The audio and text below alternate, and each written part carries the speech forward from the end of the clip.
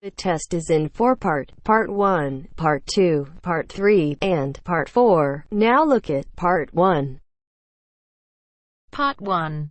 First, you have some time to look at questions 1 to 6.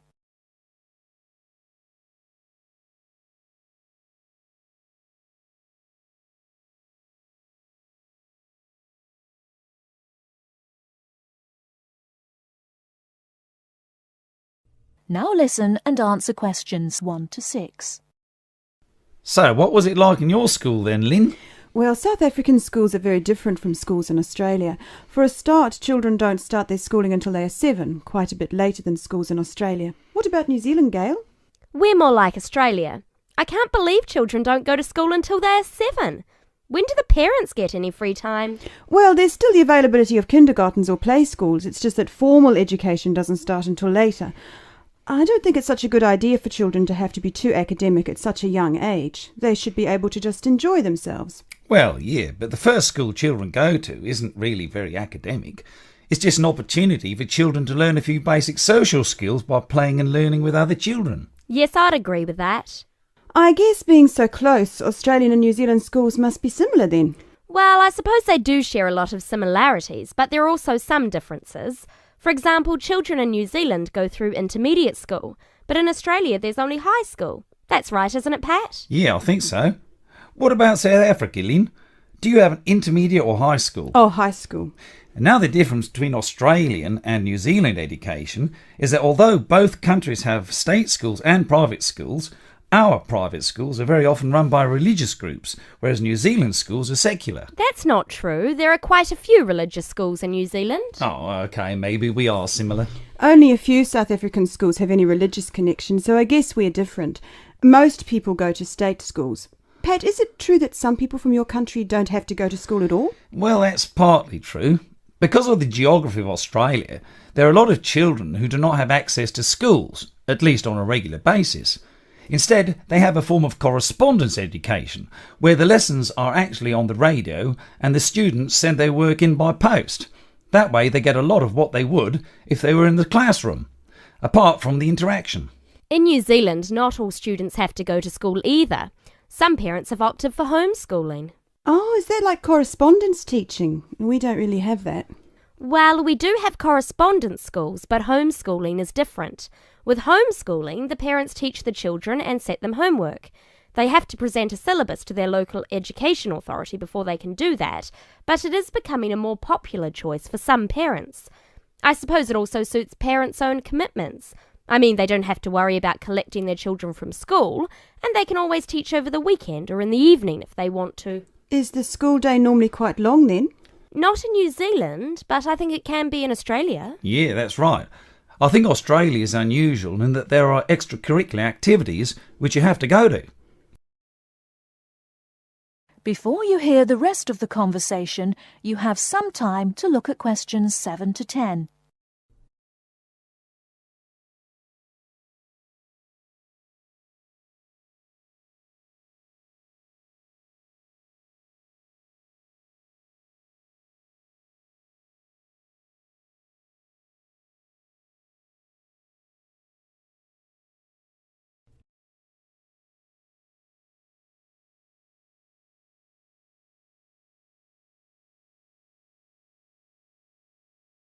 Now listen and answer questions 7 to 10. These are normally sport activities, but there are a few other options. We have activities after school for any student that is interested, but they aren't compulsory. What about in New Zealand, Gail? I had to do some sport every week. I didn't really like it, but it was part of the school day, so I guess that's not so bad. Anyway, I spent 2 years at boarding school, so things were a little different. Boarding school? What was that like? Well, the thing I remember most about it was the strict dress code. There were restrictions on everything. You had to wear a school uniform almost all of the time, and it had to be cleaned and ironed. The length of your skirt had to be no less than 1 inch above your knees when kneeling down. Sometimes we used to go out on school trips or just at weekends with a few friends, but whenever we were outside the school we had to wear a hat. There was one teacher who always used to give me extra homework because my socks weren't pulled up. And that was in the school late in the evening. I suppose it wasn't that bad, but at the time it felt like a prison. I kept getting into trouble for something. Most of the time I forgot something, normally my school badge. We had to wear that all the time, in the school and out, because it had our house colours on it. Wow, that doesn't sound like much fun. No, but it was a good education, I suppose. That is the end of part 1. You now have half a minute to check your answers.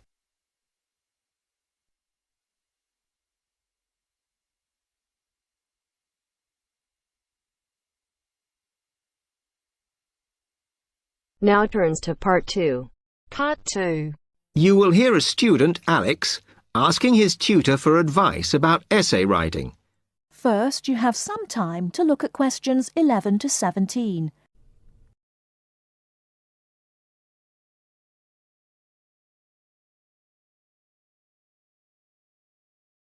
Now, listen carefully and answer questions 11 to 17.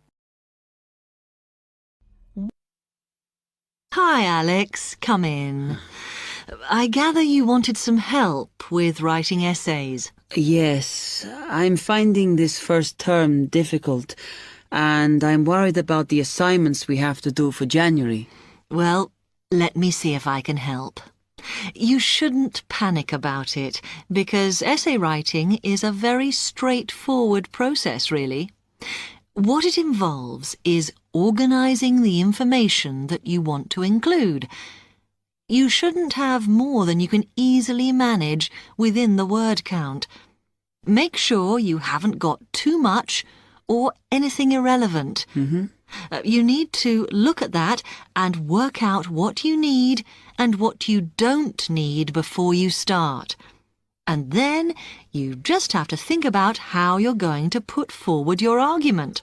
Oh, that sounds very straightforward when you put it like that.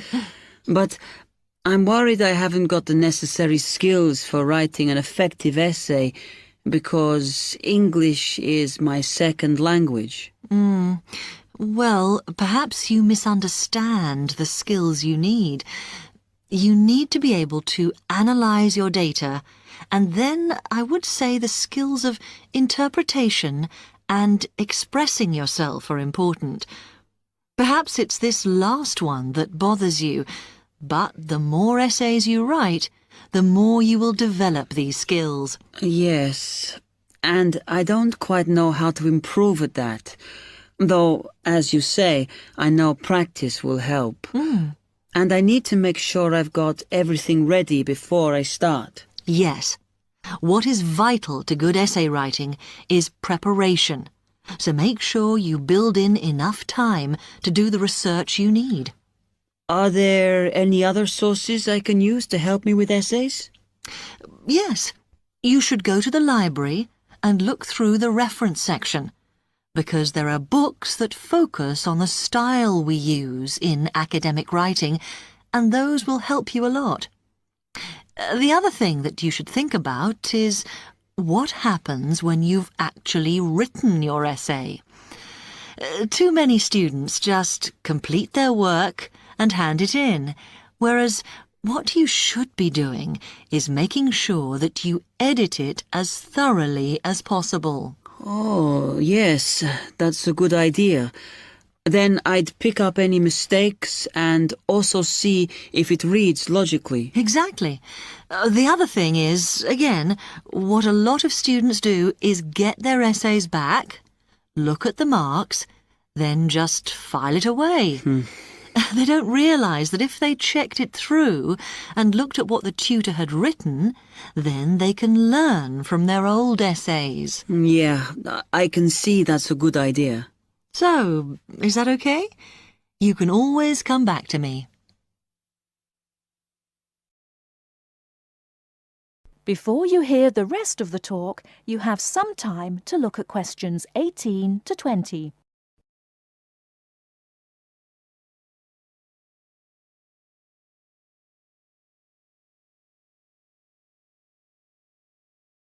Now listen and answer questions 18 to 20.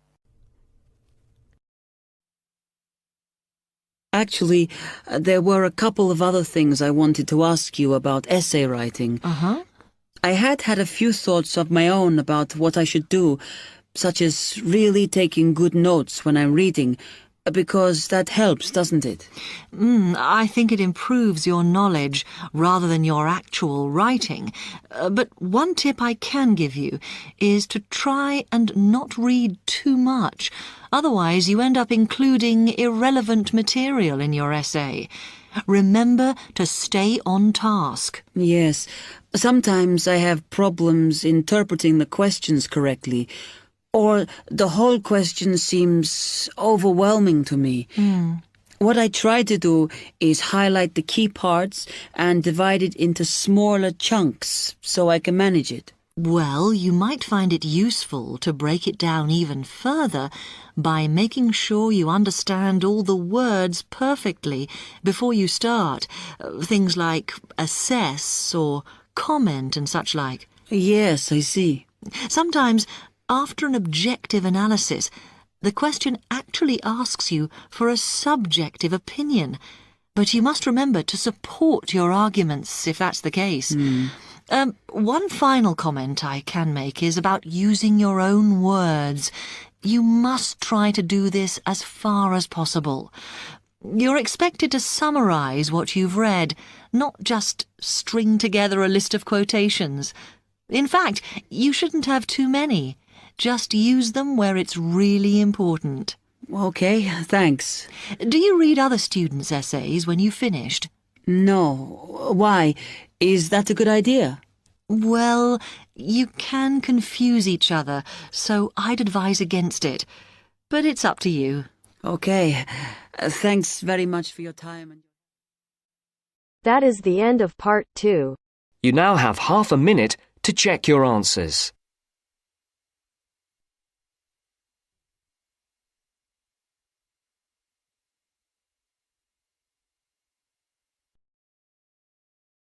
Now turns to part 3.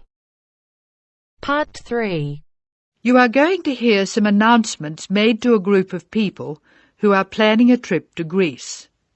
First, you have some time to look at questions 21 to 25.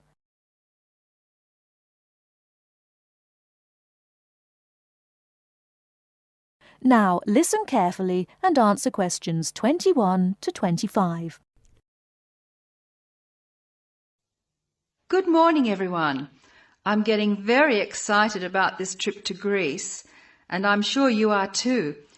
As you know, we didn't have all the details at our last meeting, but I can give them to you now. We'll leave London Gatwick Airport on British Airways next Wednesday. Please be sure to be at the airport by 6:30. I know it's early, but our departure time is 8:25 a.m. We're quite a large group and we don't want to have any hassles. Please be sure to have all your travel documents ready. We'll arrive in Athens at 2:25 in the afternoon and there'll be a vehicle there to meet us. It'll be a full-sized coach so everyone can travel together. We'll spend 3 full days in our hotel in Athens, although we're only being charged for 2 nights accommodation, which is good news. The second day we'll go to the National Archaeological Museum to see the enormous collection of ancient Greek works of art, antiques, statues, a brilliant display. We'll eat out at a typical Greek restaurant on Thursday night. It's going to be a very busy time in Athens. Friday morning and afternoon we'll visit historic sites, but we have nothing planned for the rest of the day. On Saturday we're off to the islands, the Greek islands of ancient myth and modern romance. Now the big news. At first we thought we'd take the ferry, but we've been very lucky to secure a sailing boat, which is big enough for all of us. I'm really excited about this part of the trip because we'll see the islands to the best advantage and we'll be able to cruise around and sleep on board. We'll get off at different islands and for one part of the trip we'll have people playing Greek traditional music actually on board with us. Now I'll pass out a brochure with all the details. You have some time to look at questions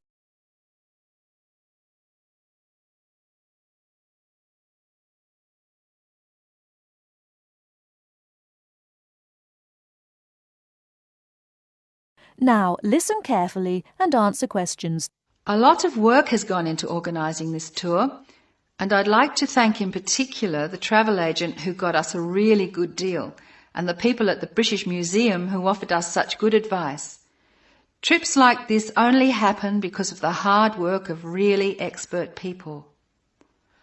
As you know, we have planned a gathering for when we return. I have a list of things which the committee would like you to bring to the party. They are your pictures and something to eat for everyone to share.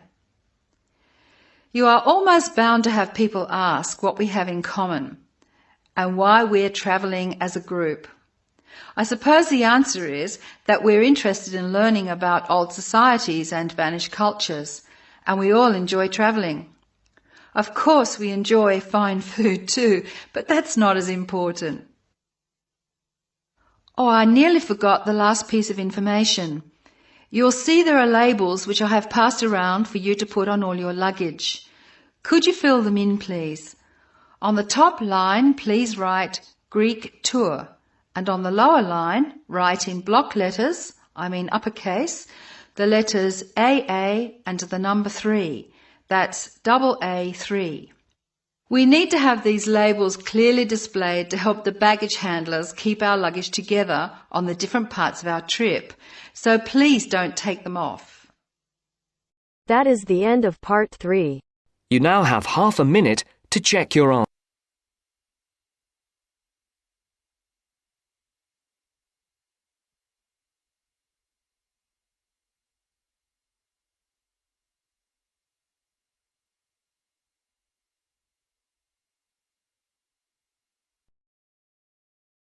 Now turns to part 4. Part 4. You'll hear a programme on the city of Brisbane. First, you have some time to look at questions 31 to 40.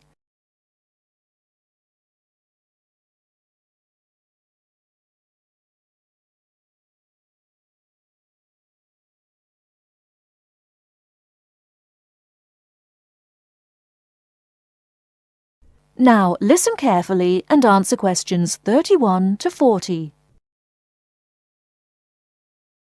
Today in our Around the World programme, Mr. White is going to recommend a charming city to you, Brisbane. Good morning, ladies and gentlemen. Have you ever been to Brisbane? Well, if you are looking for a mild climate, a relaxed atmosphere, and a lot of culture, Brisbane might be the place for you. Its sunny cafes and offshore islands attract surfers and sun lovers, but it is also the arts capital of Queensland, with many museums and art galleries. This thriving artistic setting mixes well with Brisbane's beach town atmosphere. Together these two qualities make Brisbane a very desirable place to live. No wonder since 1980 over 500,000 Australians have moved here. Brisbane is now Australia's third largest city. English settlers living in Australia established Brisbane in 1842. At that time, more than 100,000 Aboriginal Australians were living in Queensland. As the settlers discovered Queensland's resources, more and more of them moved in. Regretfully, the settlers drove the Aboriginal Australians from their lands. By 1859, Brisbane had grown into a prosperous city. In 1988, the world watched as Brisbane hosted the World Expo. This international fair showcased new technology, but it also showed off the city of Brisbane to the world. You have some time to look at questions.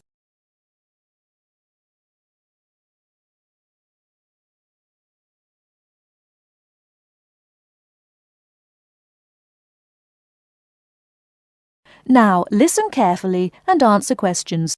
Brisbane also hosts a wide range of events year-round. In April, everyone can enjoy a few laughs at the Comedy Festival, and movie lovers will enjoy a film festival that takes place every August.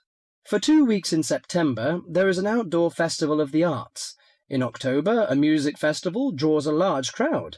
And in January, you can see Brisbane's most bizarre event. You may be surprised to hear that. The annual cockroach races. That's right, people really do train and race cockroaches. Brisbane's nice climate and compact design makes it easy to explore on foot. Follow the golden arrows in a footpath around the city centre. This will lead you on a tour of Brisbane's historical district. From the city centre, take a boat across the Brisbane River to South Bank. This area is popular for its bike paths, beach and weekend market. Hundreds of artists display their wares at this market. It's a great place to pick up some interesting handicrafts. Well, I think what you must be interested in is the unique native animals. Yes, you shouldn't visit Australia without seeing its trademark animals, the koala and kangaroo. The Lone Pine Koala Sanctuary has both. It is located just outside the city centre in beautiful parkland. You can hold one of the park's 130 koalas or feed the kangaroos. Another quiet refuge from the city is Mount Coot-tha, about 8 kilometres from Brisbane. On a clear day, it offers spectacular views of the city. It also has hiking trails and beautiful gardens. Along the Brisbane River, a sunset cruise is also very relaxing. The areas around Brisbane are impressive. A coastal drive south of Brisbane will take you along the Gold Coast. This famous coastline boasts some of Australia's best beaches. Stradbroke Island is another easy day trip from Brisbane. A cliff on the island called Point Lookout offers a great view. From there you can see dolphins swimming below. Brisbane Forest Park, to the north of Brisbane, is a great place for hiking and camping. These great getaways, along with Brisbane's own laid-back charm, make this city an ideal place to visit. That is the end of part 4.